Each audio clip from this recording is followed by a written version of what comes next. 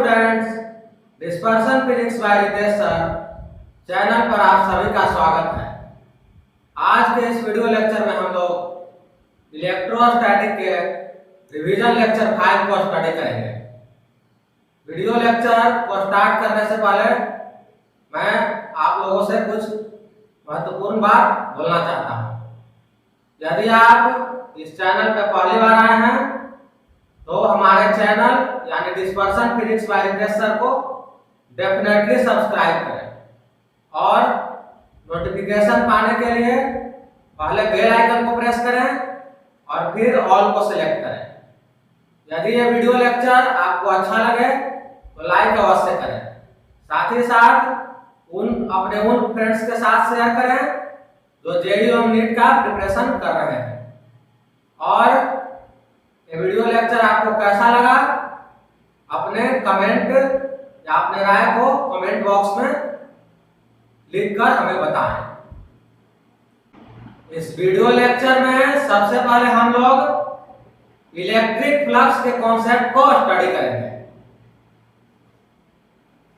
हम लोग electric flux को शॉर्ट में स्टडी करेंगे क्योंकि मैंने video lecture revision point of view से बनाया।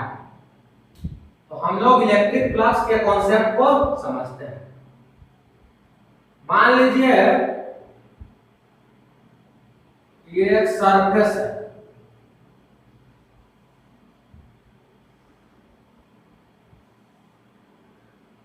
इसका नाम मैंने दे दिया S, और इस सरफेस पर जो इलेक्ट्रिक फील्ड है कुछ इस प्रकार से। तो ऐसा करते हैं, सरफेस को थोड़ा अलग तरीका से लेते हैं तो हम लोग अच्छा से समझ पाएंगे। इसमें जो है विजुलाइज करने में थोड़ा प्रॉब्लम होगा, इसलिए सरफेस को थोड़ा दूसरा तरीका से हम लोग लेते हैं।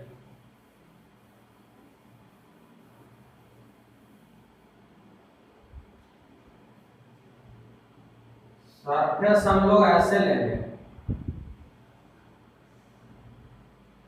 ये सरफेस S है और इस सरफेस के जो परपेंडिकुलर डायरेक्शन कुछ इस प्रकार से है और इलेक्ट्रिक फील्ड जो इस सरफेस पे है वो इस डायरेक्शन में है। तो हम लोग इलेक्ट्रिक फ्लक्स को किस प्रकार से डिफाइन करते हैं देखते हैं। I यानी इलेक्ट्रिक फ्लक्स, यह होता है इलेक्ट्रिक फील्ड और एरिया वेक्टर का डॉट प्रोडक्ट। तो एरिया वेक्टर को यहाँ पे S से ही हम लोग डिनोट कर देते हैं। इलेक्ट्रिक फील्ड और एरिया वेक्टर का डॉट प्रोडक्ट जब लेते हैं तो हमें मिलता है इलेक्ट्रिक फ्लक्स। यहाँ पे ध्यान देने योग्य बात यह है कि एरिया को हम एक वेक्टर की तरह ट्रीट करते हैं। तो एरिया को जब वेक्टर की तरह ट्रीट करते हैं तो एरिया का एक खास डायरेक्शन भी होगा। तो हम समझते हैं कि एरिया का डायरेक्शन हम लोग कैसे कैलकुलेट करते हैं। तो हमको एरिया के डायरेक्शन को कैलकुलेट करने के लिए देखना है कि आउटवर्ड नॉर्मल, यानी कि यहाँ पे जो एरिया का जो डायरेक्शन होगा इस डायरेक्शन में होगा। इस सरफेस के आउटवर्ड नॉर्मल डायरेक्शन में जो होगा वही डायरेक्शन क्या होगा, एरिया वेक्टर का होगा। तो इसमें सिर्फ और सिर्फ यही चीज ध्यान देने योग्य बात है। बाकी तो हम लोग सारा चीज जानते ही हैं। इलेक्ट्रिक फील्ड जो दिया रहेगा वो दिया रहेगा, जो क्या बोलते हैं, जो एरिया वेक्टर जो दिया रहेगा वो भी दिया रहेगा। इसको थोड़ा सा और अच्छा से हम लिख सकते हैं। जैसे A डॉट B क्या होता है, AB cos थीटा। उसी फार्मूला का हम लोग इस्तेमाल करके इसको और सिंपलीफाई कर सकते हैं। थीटा क्या होता है, theta is the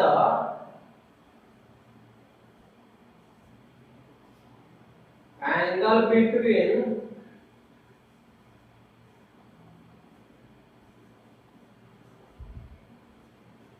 E vector and S vector. तो यहाँ पे मैंने सारे टर्म के मीनिंग को क्या कर दिया है, बता दिया है। तो इस प्रकार से हम लोगों ने इलेक्ट्रिक फ्लक्स के कॉन्सेप्ट को समझ लिया। तो यहाँ पे यही थीटा हो जाएगा इस केस में, क्योंकि ई वेक्टर और एस वेक्टर के बीच जो एंगल होता है वही थीटा होता है।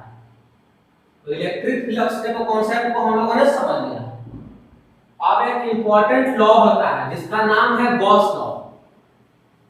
गॉस लॉ का इस्तेमाल हम लोग इलेक्ट्रिक फील्ड को कैलकुलेट करने में करते हैं जहां पे सिमेट्रिकल सिचुएशन हो।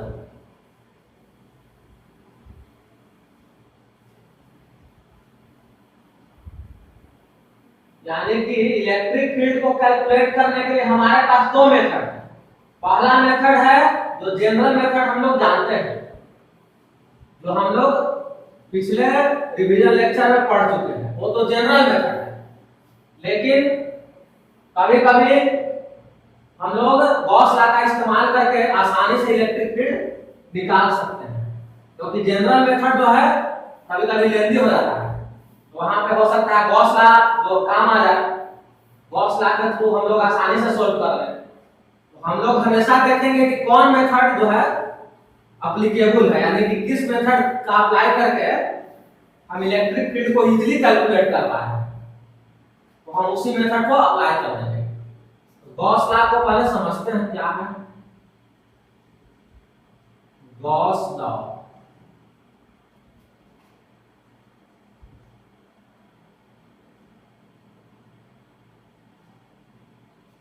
गॉस लॉ के लिए हम एक डायग्राम बना लेते हैं।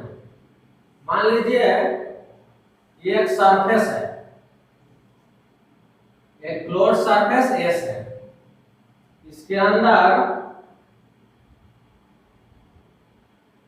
कुछ चार्जेज है Q1, Q2, Q3। अब हमको मान लीजिए कि इस पॉइंट पे इलेक्ट्रिक फील्ड कैलकुलेट करना है, तो हम गॉस लॉ का उपयोग करके इसको आसानी से निकाल सकते हैं। गॉस लॉ का स्टेटमेंट है कि जो इलेक्ट्रिक फ्लक्स होता है passing through the close surfaces equal to Q enclosed upon epsilon naught. यानी electric flux passing through surface S equal to Q enclosed upon epsilon naught। यहाँ पे Q enclosed क्या है? Q enclosed है net charge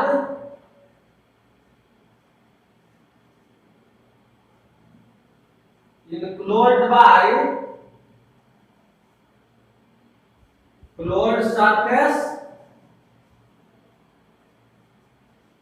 यहाँ पे surface का नाम एस, तो एस ले लीजिए। एप्सिलॉन नॉट तो जानते ही हैं, और फाई एस क्या है? Electric flux passing through close surface S. अब इसको थोड़ा सा और हम अच्छे से लिख सकते हैं। अच्छे से क्या लिख सकते हैं कि फ्लक्स के बारे में हम क्या जानते हैं कि इलेक्ट्रिक फील्ड और जो एरिया वेक्टर है उसका क्या होता है? डॉट प्रोडक्ट होता है। तो हम इस बात को ऐसे भी लिख सकते हैं। अब यहाँ पे कुछ कुछ जो टर्म है काफी ही महत्वपूर्ण है। Q इनक्लोड के बारे में मैंने बता दिया। Q इनक्लोड में हम उसी चार्ज को कंसीडर करेंगे जो क्लोज सरफेस के अंदर होगा, यानी कि यहाँ पे Q1, Q2, Q3 को ही कंसीडर किया जाएगा। यानी कि Q इनक्लूड इस केस में क्या होगा? Q1 plus Q2 plus Q3। यहाँ पे मैं लिख देता हूँ Q1 plus Q2 plus Q3, ये हो गया Q इनक्लूड। और इलेक्ट्रिक फील्ड जो होता है वो गॉसियन सरफेस के अंदर का चार्ज हो और गॉसियन सरफेस के बाहर का चार्ज, सारे चार्जेस के द्वारा तो P पॉइंट पे जो इलेक्ट्रिक फील्ड आएगा वही ये बताता है। लेकिन Q इनक्लूड हम लोग क्या करना है? यू इनक्लोज में हम लोग देख रहे हैं कि जो क्लोज सरफेस के अंदर जो चार्ज है सिर्फ और सिर्फ उसी को कंसीडर करना होता है, और इस सरफेस को हम गॉसियन सरफेस भी बोल सकते हैं। तो इस प्रकार से हम लोगों ने गॉस लॉ के कॉन्सेप्ट को भी समझ लिया है। अभी हम लोग सिर्फ और सिर्फ थ्योरी पार्ट को देख रहे हैं। अगले लेक्चर में गॉस लॉ का उपयोग करके हम कैसे इलेक्ट्रिक फील्ड को निकालते हैं क्वेश्चन के थ्रू समझेंगे, ताकि हम समझ पाएंगे कि गॉस लॉ का उपयोग कैसे किया था, कहां किया था। अब हम लोग इलेक्ट्रिक फील्ड के बारे में पढ़ेंगे। इलेक्ट्रिक फील्ड के कॉन्सेप्ट को तो हम लोगों ने ऑलरेडी पढ़ रखा था। अभी हम लोग पढ़ेंगे कि कुछ यूनिफॉर्मली चार्ज जो बॉडी होता है उसके कारण इलेक्ट्रिक फील्ड क्या होता है, क्योंकि इस प्रकार का जो पॉइंट है वो क्वेश्चन में डायरेक्टली यूज होता है और ये एग्जाम में भी पूछा जाता है।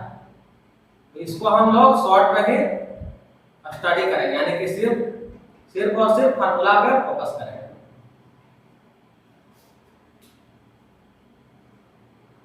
तो सबसे पहले हम देखेंगे electric field due to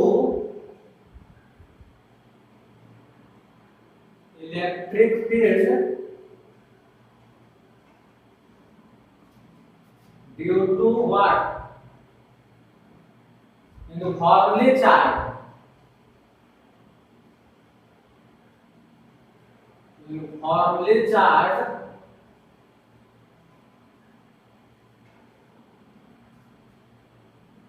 line distribution.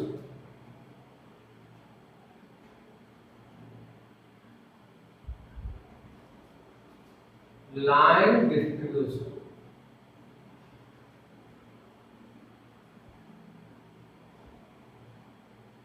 Electric field due to uniformly charge यहां पे लिख लीजिए, लाइन डिस्ट्रीब्यूशन। तो हम लोग सबसे पहले इसी को देखेंगे। तो मान लीजिए ये एक यूनिफॉर्मली चार्ज लाइन डिस्ट्रीब्यूशन है, और इस लाइन डिस्ट्रीब्यूशन या लीनियर चार्ज डिस्ट्रीब्यूशन के कारण पी पॉइंट पे हमको क्या निकालना है, इलेक्ट्रिक फील्ड निकालना है। इलेक्ट्रिक फील्ड क्या होता है, वेक्टर क्वांटिटी। तो हम इसका एक्सप्रेशन भी वेक्टर फॉर्म में ही निकालेंगे। सबसे पहले हम क्या करते हैं, इसको दोनों एंड से कनेक्ट कर देते हैं। ऐसा कर दीजिए, इसको थोड़ा और बढ़ा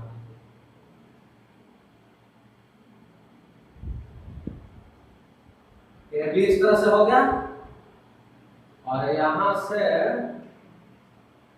हमने परपेंडिकुलर ड्रॉप कर दिया। ये जो डिस्टेंस है, मान लीजिए कि ये क्यू है, तो ये डिस्टेंस है वो आर है, और एक एंगल है θ1 और ये है एंगल θ2। तो हम क्या करते हैं, इस डायरेक्शन को मान लेते हैं कि x है, और इस डायरेक्शन को मान लेते हैं y है। यहाँ ऑरिजिन मान लीजिए। तो इस केस में जो इलेक्ट्रिक फील्ड P पे होगा तो क्या होगा, हम लोग डायरेक्टली देखेंगे। यहाँ पे हमको डेरिवेशन पे नहीं जाना, क्योंकि एग्जाम में अल्टीमेटली हमको फार्मूला यूज करना पड़ता है। तो हम इसको डायरेक्टली बस फार्मूला पे फोकस करेंगे। तो इस प्रकार से हम इसको लिख सकते हैं। अब यहाँ पे Ex और Ey क्या है, इसको देख लेते हैं। Ex है 1/4πε0 λ/r, ब्रैकेट में cos theta 2 minus cos theta 1। ex के बारे में तो मैंने बता दिया, ey में भी ये वाला टर्म सेम ही रहेगा, लेकिन ये वाला टर्म जो है वो डिफरेंट हो जाएगा, sin theta 1 plus sin theta 2। अब यहाँ लैम्डा क्या है? लैम्डा के बारे में तो हम लोग जानते ही हैं, लैम्डा है लीनियर चार्ज डेंसिटी, जो कि हम लोग पहले पढ़ भी चुके हैं कि क्या होता है linear charge density. Theta 1 theta 2 भी मैंने यहाँ पे बता दिया है, आर भी हम लोग जानते हैं, लैम्डा के बारे में बताएंगे, यानी कि हम लोग सारा टर्म का मतलब जानते हैं। इस पी पॉइंट पे जो इलेक्ट्रिक फील्ड इस प्रकार से होगा, ये तो है यूनिफॉर्मली चार्ज लाइन डिस्ट्रीब्यूशन। इसी में हम कुछ स्पेशल केस लेंगे। स्पेशल केस का मतलब यह हुआ कि जैसे सेमी इनफाइनाइट लाइन चार्ज होगा, तब क्या करेंगे?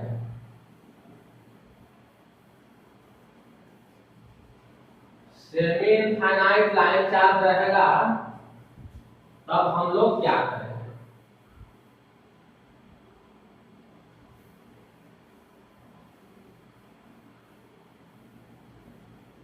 सेमी इनफाइनाइट का मतलब क्या हुआ? वन एंड एक्सटेंड कर रहा है अप टू इंफिनिटी तक। जैसे मान लीजिए ये क्या है, ए बी एक लाइन है जिसपे चार्ज यूनिफॉर्मली डिस्ट्रीब्यूटेड है। अब मैंने क्या बोला? Semi infinite. यहाँ पे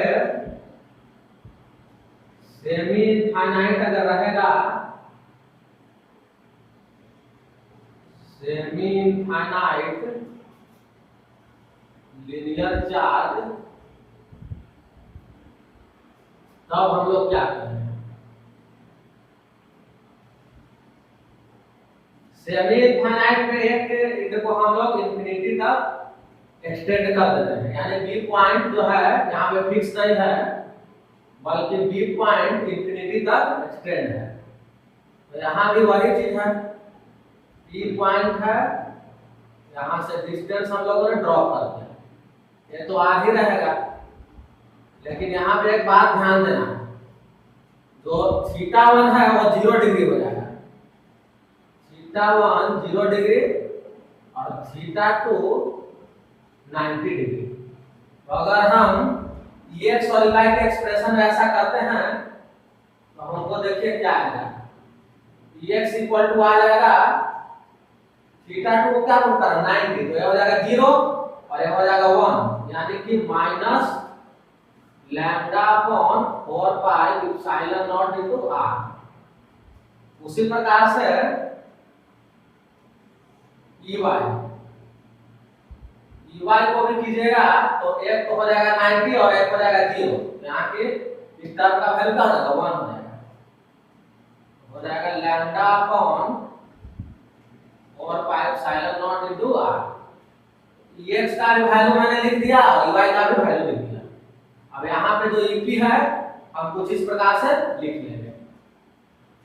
तो मैं इसको फर्दर सिंपलीफाई नहीं कर रहा हूँ, क्योंकि क्वेश्चन में जैसा दिया रहेगा जिस फॉर्म में हम उसके अकॉर्डिंग करेंगे। हम जो एक्स और y का स्पेशल वैल्यू कुछ एक पुट कर देंगे। अब है इनफाइनाइट लाइन चार्ज हो, तब क्या करेंगे? तो इनफाइनाइट लाइन चार्ज में क्या करना है, दोनों फील्ड को जो है इंफिनिटी तक एक्सटेंड कर देना है। दोनों फील्ड को कहां तक एक्सटेंड करना है? इंफिनिटी तक।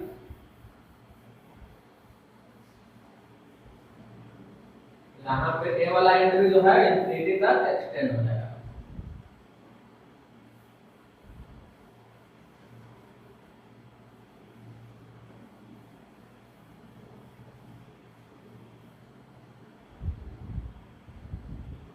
यहाँ पे तो ए वाला एंड यहाँ पे भी इंफिनिटी तक एक्सटेंड हो जाएगा।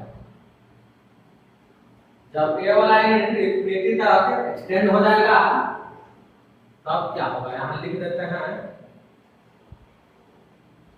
इनफाइनाइट। यहाँ भी इनफॉर्मल चार्ट है, सब कुछ वही है, बस यहाँ infinite linear charge distribution.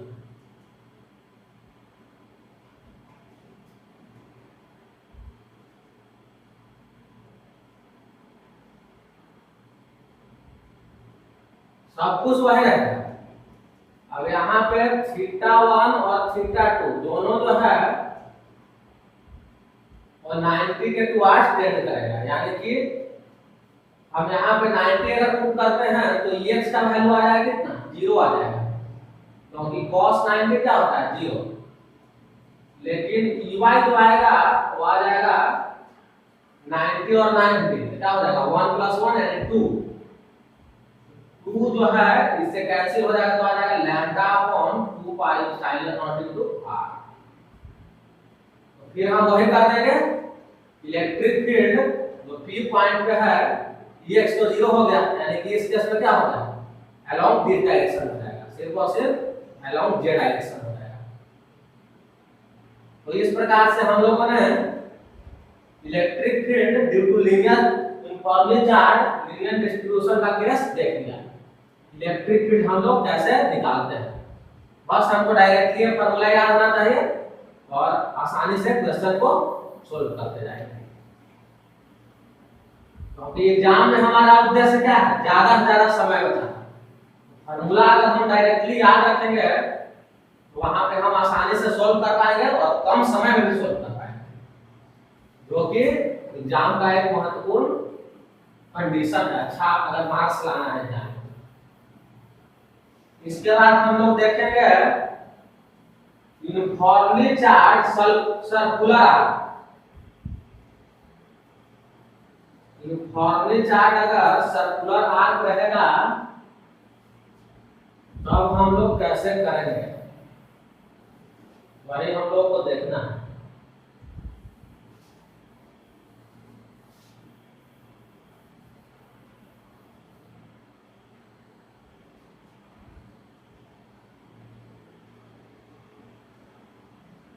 Electric field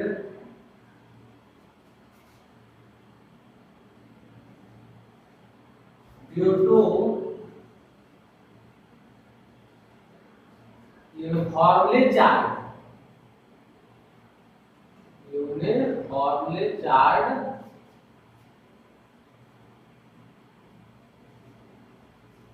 circular arc.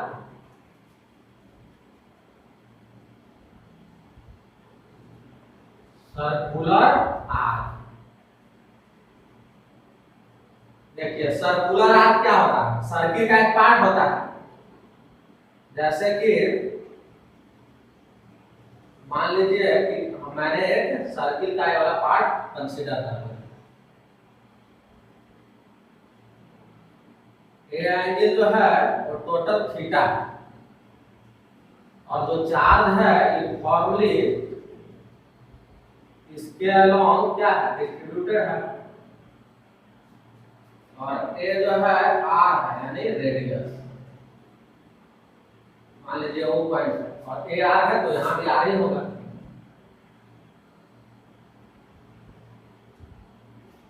तो इस केस में इलेक्ट्रिक फील्ड हम लोग कैसे निकालते हैं, तो इलेक्ट्रिक फील्ड वेक्टर क्वांटिटी है, तो हम लोग इसमें क्या क्या कैलकुलेट करना होता है, मैग्नीट्यूड और दूसरा डायरेक्शन। तो सबसे पहले हम मैग्नीट्यूड ही की बात करेंगे, मतलब सेंटर पे अगर इसका निकालना है मैग्नीट्यूड तो क्या हो जाएगा, तो ये हो जाता है 2k λ/r और होता है sin θ/2। अब k को हम पुट कर देते हैं, ये होता है 1/4 पाई एप्सिलॉन नॉट। उसको अगर हम पुट करेंगे वो कुछ इस प्रकार से आया है, यानी lambda upon 2 pi epsilon naught R sin theta upon 2। तो मैंने यहाँ पे ओ पॉइंट पे जो इलेक्ट्रिक फील्ड होगा उसके मैग्नीट्यूड के एक्सप्रेशन को लिख दिया है, लेकिन अब बारी है डायरेक्शन। तो डायरेक्शन होगा अलोंग द एंगल बाइसेक्टर, यानी कि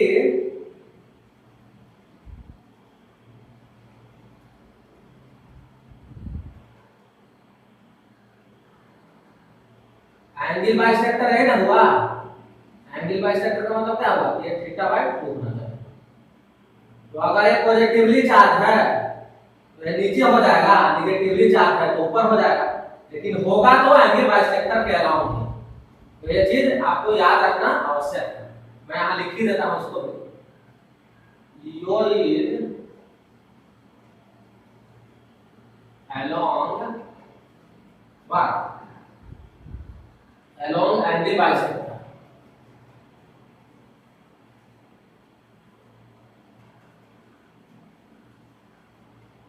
और इस केस में कितना हो जाएगा, इस केस में मान लीजिए कि ये वाला पॉइंट क्या मान लिया जाए, मान लीजिए इस केस में हो जाएगा एओ के अलाउंग, इसमें भी लिख देते हैं इन दिस केस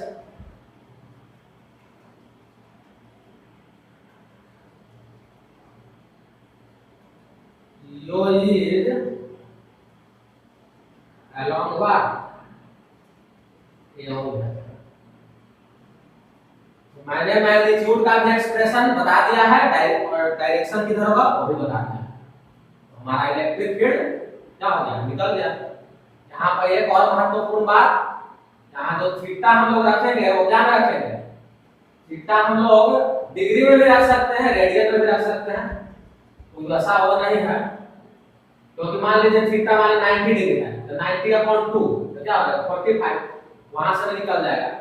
या अगर रेडियन में रखने का मन है तो रेडियन में भी रख सकते हैं। 90 है क्या हो जाएगा π/2 तो π/4 हो जाएगा, sin π/4 कितना होगा 1/√2। तो वहां स्वतंत्रता है, डिग्री में भी रख सकते हैं, रेडियन में भी रख सकते हैं। तो इस प्रकार से हम लोगों ने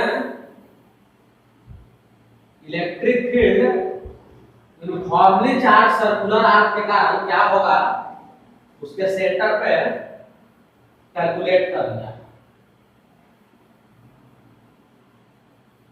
अब हम लोग इस बात को स्टडी करेंगे कि इलेक्ट्रिक फील्ड एक यूनिफॉर्मली चार्ज रिंग के कारण क्या होता है उसके एक्सिस पे।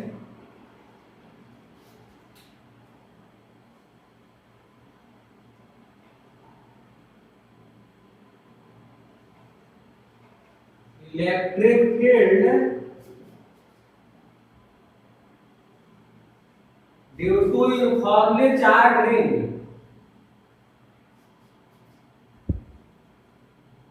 due to uniformly charged ring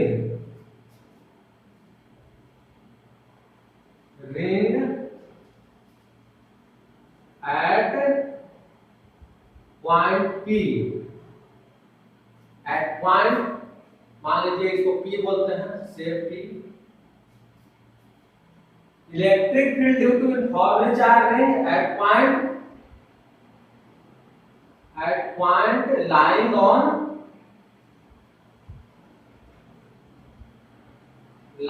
what, its axis।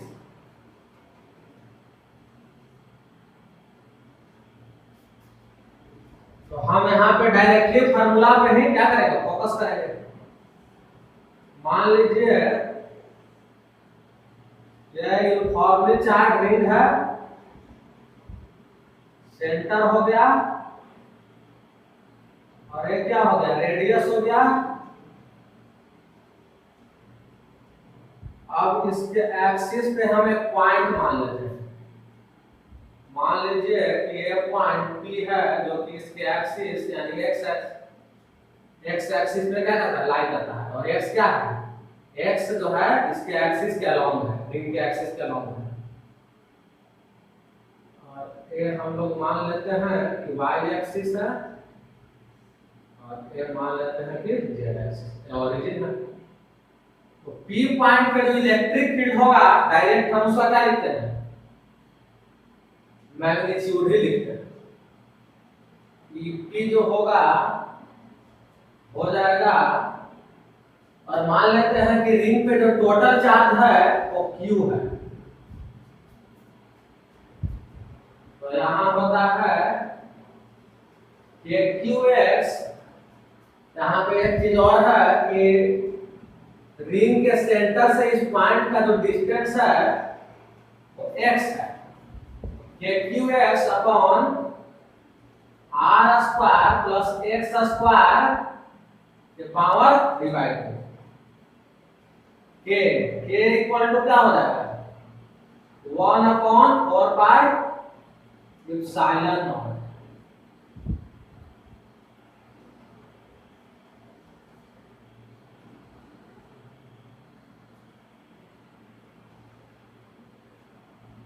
तो electric field at point P, उसका मैग्नीट्यूड तो हम लोगों ने क्या कर लिया, निकाल लिया। Q जो है total charge on the ring, total charge on the ring. तो यहाँ पे हम लोगों ने पी पॉइंट पे इलेक्ट्रिक फील्ड होगा उसका मैग्नीट्यूड कैलकुलेट कर लिया, लेकिन अब बात है डायरेक्शन की। तो जो डायरेक्शन होगा, मान लीजिए कुछ समय के लिए कि पॉजिटिवली चार्ज है, तो रिंग है पॉजिटिवली चार्ज, तो रिंग पॉजिटिवली चार्ज है और वो यूनिफॉर्मली है। तो इस केस में जो पी पॉइंट पे इलेक्ट्रिक फील्ड होगा वो अलोंग क्या हो जाएगा, अलोंग ओपी हो जाएगा। या सिंपली जनरल केस में क्या हो जाएगा, जनरल केस अगर लें ईपी किधर हो जाएगा, EP along what axis of the what ring. General case की बात है, यहाँ पॉजिटिव हो या नेगेटिव चार्ज हो, और यहाँ किधर हो जाएगा, यहाँ हो जाएगा ओपी के डायरेक्शन में।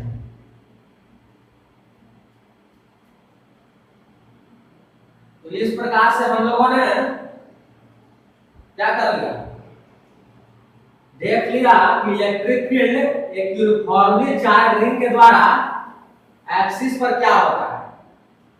अब हम लोग देखेंगे कि uniformly charge infinite plane sheet के द्वारा इलेक्ट्रिक फील्ड क्या होता है।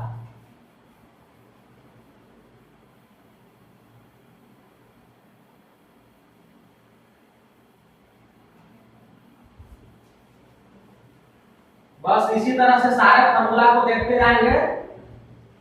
मैंने जो है इस वीडियो लेक्चर में सारे फार्मूला को कवर कर लिया, जो कि अब तक एग्जाम में पूछे गए या बार बार इससे पूछे जाते हैं।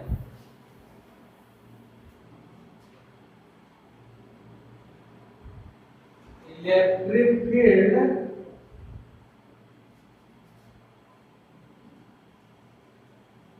ड्यू टू यूनिफॉर्मली चार्ज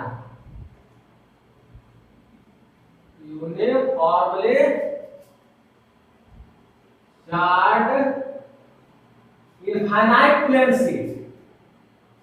यहां ध्यान देना है कि इनफाइनाइट प्लेन शीट होना चाहिए, इनफाइनाइट प्लेन शीट। तो पहले हम प्लेन शीट बना लेते हैं, उसको मान लेते हैं कि इंफिनिटी तक है। मान लीजिए कि एक इनफाइनाइट प्लेन क्या है, शीट है।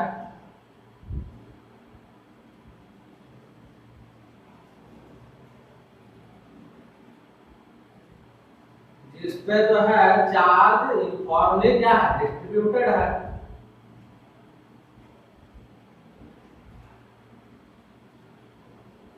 अब इस यूनिफॉर्मली चार्ज शीट के कारण पी पॉइंट पे निकालना है इलेक्ट्रिक फील्ड। पी पॉइंट पे इलेक्ट्रिक फील्ड निकालना है तो हमको क्या करना होगा, हम सिंपली बस इसका फॉर्मूला लिखेंगे। ये होता है sigma upon 2 epsilon not. Epsilon not के बारे में तो जानते हैं लेकिन सिग्मा के बारे में नहीं जानते हैं। तो सिग्मा क्या होता है, सिग्मा होता है सरफेस चार्ज डेंसिटी, जिसके बारे में हम लोग पढ़ चुके हैं। Surface charge density. अब है इसका डायरेक्शन। तो देखिए डायरेक्शन किधर हो जाएगा, डायरेक्शन रेडियली आउटवर्ड हो सकता है या रेडियली इनवर्ड हो सकता है। इसका मतलब क्या हो, मान लीजिए कि ये पॉइंट O है तो इस केस में आउटवर्ड होगा, तो पॉजिटिव चार्ज है उसको रिपेल करेगा इस पॉइंट पे। अगर निगेटिव होता तो क्या होता है, रेडियली इनवर्ड होता। तो EP जो होगा, EP is either along what, general case की बात कर रहे हैं, यहाँ केस की नहीं, चाहे OP के अलोंग हो, आइदर अलोंग OP और अलोंग PO। OP के अलोंग हो चाहे PO के अलोंग हो सकता है। तो हम लोगों ने क्या देखा, इस P पॉइंट पे इलेक्ट्रिक फील्ड जो होगा उसका मैग्नीट्यूड देखा और डायरेक्शन भी देख लिया। इस केस में क्या हो जाएगा, इस केस में रेडियली आउटवर्ड होगा यानी अलोंग OP हो जाएगा। अब इसी में एक और केस आता है, वो है यूनिफॉर्मली चार्ज जो है ना, infinite conducting sheet. Conducting sheet में थोड़ा थोड़ा बस अंतर करना होता है, बाकी सारा चीज वही होगा, थोड़ा सा भी अंतर नहीं होगा। Uniformly charge infinite conducting sheet. Conducting sheet में एप्सिलॉन नॉट क्या होता है नीचे, उसके पीछे कारण यह होता है कि जो चार्ज है वो दो सरफेस पर डिस्ट्रीब्यूट होता है, लेकिन इनफाइनाइट प्लेन शीट पे चार्ज एक ही सरफेस पे डिस्ट्रीब्यूटेड होता है, इसलिए ऐसा होगा। तो इलेक्ट्रिक फील्ड का हम लोग मैग्नीट्यूड यहाँ पे क्या देखा, sigma upon epsilon not. Sigma का तो वही नहीं रहेगा, सरफेस चार्ज डेंसिटी, और यहाँ भी वही है, EP जो होगा या तो OP के अलोंग होगा या तो PO के अलोंग होगा। तो इस प्रकार से हम लोगों ने electric field due to uniformly charge infinite conducting sheet ये भी कॉन्सेप्ट को देख लिया। अब हम लोग इस बात के बारे में स्टडी करेंगे कि इलेक्ट्रिक फील्ड थीन स्फेरिकल सेल के कारण क्या होता है या उसे कैसे कैलकुलेट करते हैं।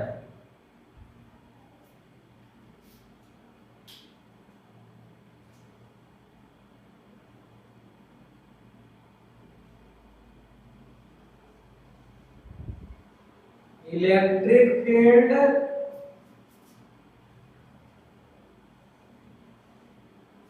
ड्यू टू यूनिफॉर्मली चार्ज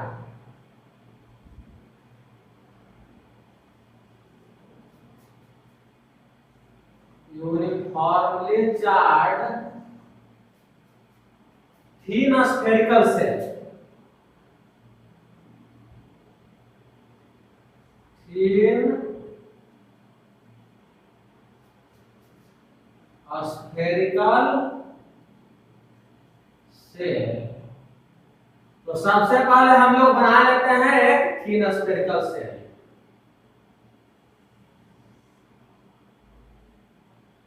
मान लीजिए कि ये थीन स्फेरिकल सेल है, वो इसका सेंटर है और इस पे जो है यूनिफॉर्मली चार्ज जो है डिस्ट्रीब्यूटेड है।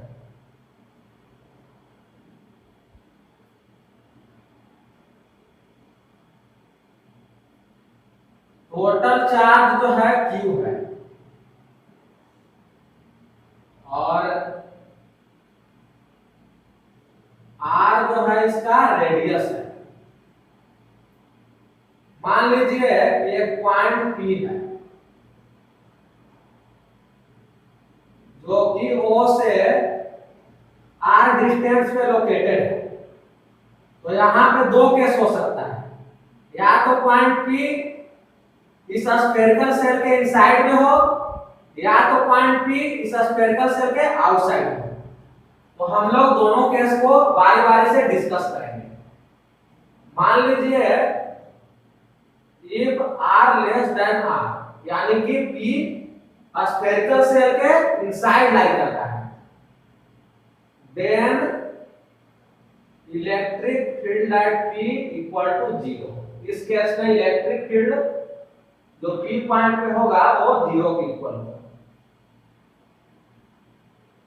if R greater than equal to R यानी कि अगर पॉइंट P स्फेरिकल सेल के आउटसाइड लोकेटेड है तब क्या होगा, तब मैग्नीट्यूड की पहले बात कर लेते हैं फिर डायरेक्शन की बात करेंगे। Q upon 4 pi epsilon naught into R square. Q तो मैंने बता ही दिया है, R भी बता ही दिया है और बाकी सब टर्म हम लोग जानते हैं। अब डायरेक्शन के बारे में सोचना है, तो डायरेक्शन होगा EP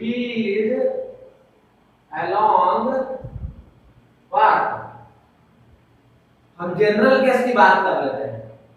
यहां हमने एक खास केस लिया है कि जब थीन स्फेरिकल सेल पॉजिटिवली चार्ज है, लेकिन हम जनरल केस की बात करेंगे, पॉजिटिवली हो या नेगेटिवली। तो EP जो होगा वो या तो OP के अलोंग होगा, EP is along either OP और PO। OP के अलोंग कब होगा, जब पॉजिटिवली चार्ज होगा, यानी रेडियली आउटवर्ड भी इसको बोल सकते हैं। और PO के अलोंग कब होगा, जब जो है नेगेटिवली चार्ज होगा स्फेरिकल सेल, तब PO के अलोंग होगा। तो यही दो केस पॉसिबल हो सकता है। तो हम लोगों ने दोनों ही केस में देख लिया इलेक्ट्रिक फील्ड क्या होता है। अब हम लोग इसके बाद देखेंगे यूनिफॉर्मली चार्ज सॉलिड स्फीयर। इस बार जो चार्ज है वो पूरे स्फीयर में डिस्ट्रीब्यूटेड है, यानी कि वॉल्यूम में डिस्ट्रीब्यूटेड है। बाकी सारा केस वही रहेगा, यहाँ पे बदल जाएगा और एक भी वही रहेगा और यहाँ पे सब कुछ वही रहेगा। तो uniformly charge solid sphere, solid sphere यानी यहाँ पे चार्ज जो है पूरे वॉल्यूम में डिस्ट्रीब्यूटेड होगा। वॉल्यूम चार्ज डेंसिटी इसके लिए हम डिफाइन भी कर सकते हैं, लेकिन यूनिफॉर्मली चार्ज तो अगर पॉइंट P इस सॉलिड स्फीयर के इनसाइड लाई करेगा तब इलेक्ट्रिक फील्ड जो होगा उसका मैग्नीट्यूड क्या होगा, मैग्नीट्यूड हो जाएगा QR upon 4 pi epsilon naught into R3। सारा टर्म का हम लोग नहीं जानते हैं, डायरेक्शन एक ही बार देख लेंगे और इस केस में तो वही रिजल्ट वैलिड रहेगा। EP चाहे इस केस में चाहे इस केस में, दोनों ही केस के लिए सेम ही होगा। मतलब पॉइंट P अगर इनसाइड में है फिर भी या तो OP के अलावा हो सकता है डायरेक्शन, या तो PO के अलावा हो सकता है, डिपेंडिंग अपॉन कि चार्ज क्या है, पॉजिटिवली चार्ज है या नेगेटिवली चार्ज है। और उसी तरह से सेकंड केस में भी यही रूल अप्लाई होगा, यहां भी अगर रहेगा तो वही होगा। मतलब कि ईपी जो होगा या तो ओपी के अराउंड होगा या पीओ के अराउंड होगा, डिपेंडिंग अपॉन द केस कि जो चार्ज है पॉजिटिवली चार्ज है या नेगेटिवली चार्ज है। अब हम लोग इस बात के बारे में स्टडी करेंगे कि डाइपोल के कारण इलेक्ट्रिक फील्ड क्या होता है। Let's study.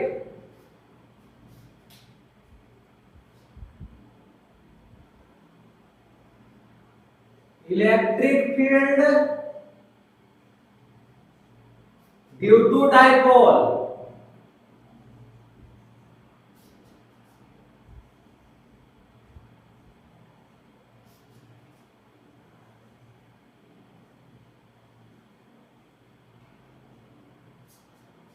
सबसे पहले हम लोग समझ लेते हैं कि डाइपोल क्या होता है।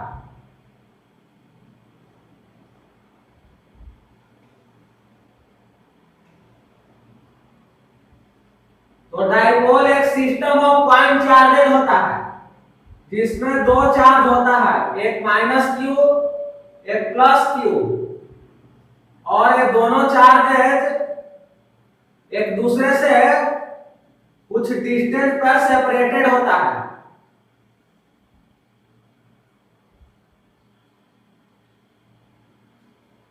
मान लीजिए कि ये डिस्टेंस 2a की इक्वल है और जो ये O पॉइंट है ये डाइपोल का मिड पॉइंट है। डाइपोल के कॉरस्पॉन्डिंग एक इंपॉर्टेंट टर्म होता है डाइपोल मोमेंट वेक्टर, उसको हम डिफाइन करते हैं। तो डाइपोल मोमेंट वेक्टर यानी P इक्वल टू होता है Q यानी magnitude of charge into separation between the two charge. Magnitude of charge into separation between two charge. और डायरेक्शन होता है डाइपोल का from negative charge to positive charge यानी इस डायरेक्शन में। तो अगर हम कुछ समय के लिए मान लें ये डायरेक्शन जो है एक्स एक्सिस को रिप्रेजेंट करता है, तो इस केस में डाइपोल मोमेंट का डायरेक्शन क्या हो जाएगा आई के, और ये क्या होता है dipole moment vector. Dipole moment vector.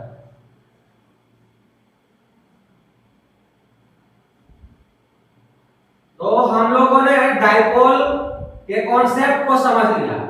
अब समझेंगे कि इलेक्ट्रिक फील्ड डाइपोल के कारण क्या होता है। तो इसमें 3 केस देखेंगे, एक एक करके सारे केस को हम लोग डिस्कशन करेंगे।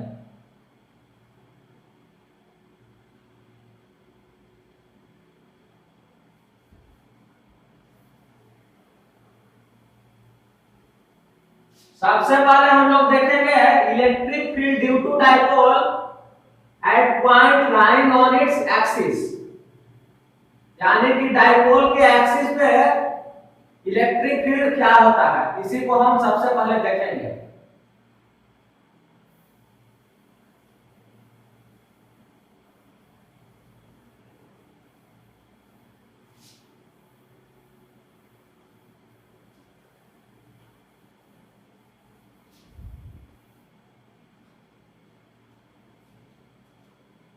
केस 1 एट पॉइंट, मान लीजिए इस पॉइंट का मैंने नाम दे दिया P, lying on its axis, मतलब dipole axis.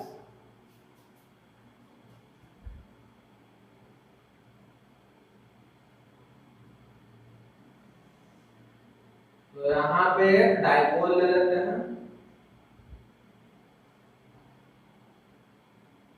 Minus Q plus Q,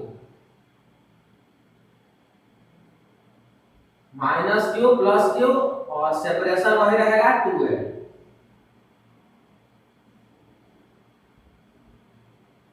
और ये है मिड पॉइंट O। अब डाइपोल एक्सिस पे कोई पॉइंट है,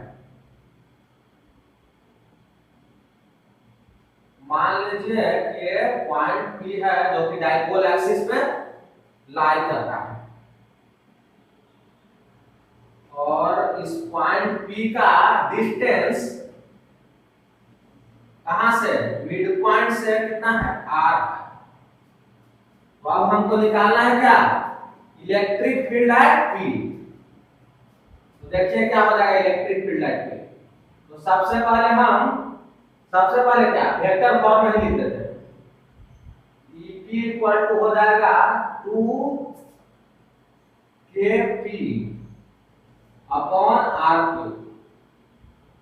ये कब होता है, if r is much greater than a। अलग अलग टर्म का मीनिंग हम लोग लिख देते हैं। k इक्वल टू होता है 1/4 पाई एप्सिलॉन नॉट। और p क्या होता है, अभी अभी हम लोग पढ़े हैं, p होता है dipole moment vector. p is the dipole moment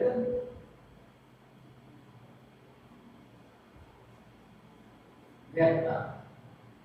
अब यहां से हम देख रहे हैं कि इलेक्ट्रिक फील्ड एट p का डायरेक्शन वही होगा जो डाइपोल का डायरेक्शन होगा, डाइपोल नहीं डाइपोल मोमेंट का। तो डाइपोल मोमेंट का डायरेक्शन किधर है, इधर है, यानी कि इस p पॉइंट पे जो इलेक्ट्रिक फील्ड होगा उसका भी डायरेक्शन इधर ही होगा। ये बात इस एक्सप्रेशन से क्लियर है। बाकी तो इसमें सारा टर्म हम लोग जानते ही हैं। अब हमको पढ़ना है सेकंड केस। सेकंड केस पढ़ना है, उसमें है electric field due to dipole at points lying in equatorial plane.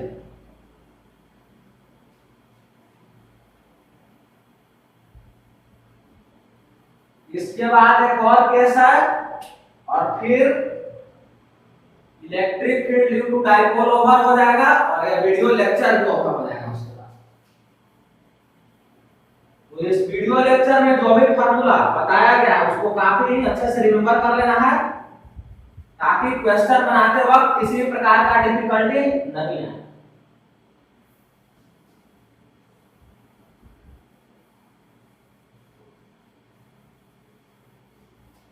तो अब हम लोग देखेंगे electric field due to dipole at points lying in equatorial plane.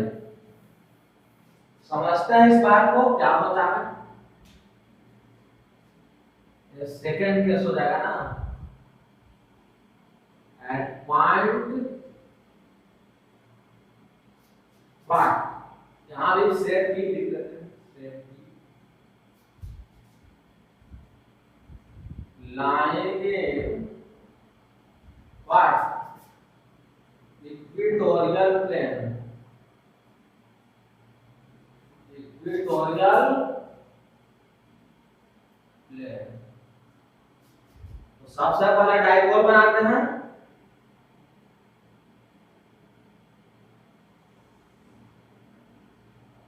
तो डाइपोल बन गया हम लोगों का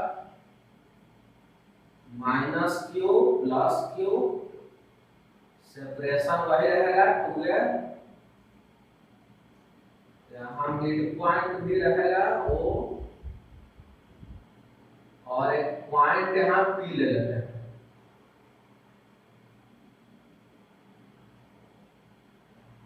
यहाँ पे पॉइंट p जो कि इक्वेटोरियल प्लेन में लाई करता है। इक्वेटोरियल प्लेन में लाई करने का मतलब यह हुआ कि मान लीजिए कि ये भी ये लाइन है, इक्वेटोरियल प्लेन में लाई करने का मतलब है कि जो P पॉइंट है AB के परपेंडिकुलर बाइसेक्टर वाले क्या परपेंडिकुलर बाइसेक्टर पर लाई करना चाहिए। सिंपली ये भी एक लाइन है, उसके परपेंडिकुलर बाइसेक्टर पे जो भी पॉइंट लाई करेगा उसको हम बोलेंगे कि वह डाइपोल के इक्वेटोरियल प्लेन में लाई कर रहा है। सिंपली यही मतलब समझना है आपको। और यहां भी वही रहेगा, सब कुछ आर रहेगा। तो इस केस में इलेक्ट्रिक फील्ड जो होता है पॉइंट पी पे वो होता है क्या, माइनस के पी अपॉन आर क्यूब। यहां भी सेम कंडीशन है कि आर मच ग्रेटर देन ए। और यहां पे एक चीज हम देख रहे हैं, इलेक्ट्रिक फील्ड एट पी का डायरेक्शन क्या है, माइनस ऑफ पी वेक्टर, यानी कि जिधर डाइपोल मोमेंट वेक्टर होगा उसके जस्ट अपोजिट डायरेक्शन में क्या होगा, इस पॉइंट पी पे इलेक्ट्रिक फील्ड होगा। बाकी तो इसमें कोई पॉइंट बताने की आवश्यकता है ही नहीं। अब एक लास्ट केस है, electric field due to dipole at general point.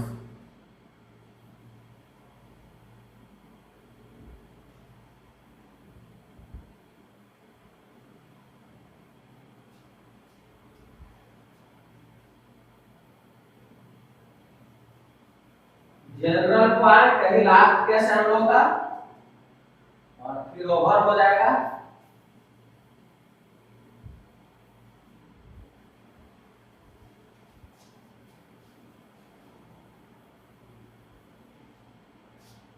तो हम लोग इसको भी अब देख लेते हैं।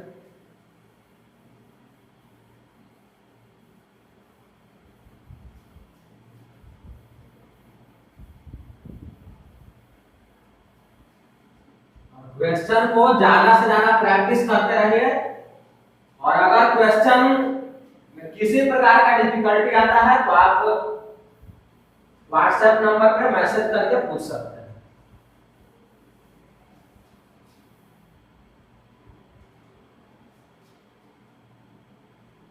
थर्ड में है at general point, at general point, इस पॉइंट को हम P बोलते हैं, इसका कोऑर्डिनेट है r, थीटा। इसमें देखिए क्या हुआ, यहां भी डाइपोल हम लोग क्या करते हैं, बना लेते हैं।